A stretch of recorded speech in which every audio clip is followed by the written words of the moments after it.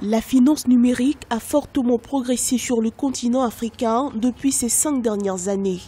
Au sein de la communauté économique et monétaire de l'Afrique centrale, les chiffres sont montés en flèche en une année. Les données enregistrées ces 9 derniers mois de l'année 2017 montrent que les transactions ont grimpé de 208%. On note 203 millions de transactions en 2017 contre 97,8 millions en 2016. En dépôt clientèle, cela représente un chiffre d'affaires de 3 160 milliards de francs CFA contre 1 631 milliards de francs CFA réalisés en 2016. Ce genre de croissance explosive arrive lorsque un phénomène est encore dans ses débuts, il ne s'est pas encore stabilisé. C'est donc dire que certainement certaines mesures qui ont permis la fluidification des transferts, certainement la multiplication des guichets. Le mobile money reste de loin le moyen de paiement électronique par excellence.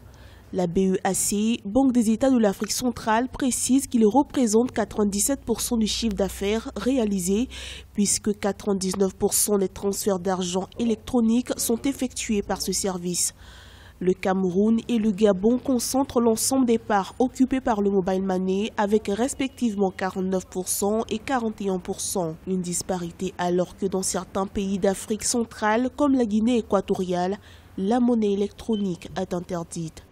Oui, mais il y a un problème de densification de la taille de l'économie. C'est-à-dire que toutes les économies ne peuvent pas entretenir la même densité. Vous savez qu'en Afrique centrale, le Cameroun est un pays très important, et puis le Gabon aussi. Ces deux économies ont en général des besoins de transaction un peu plus élevés. C'est des pays qui, pour le moment, ont un appareil productif assez diversifié.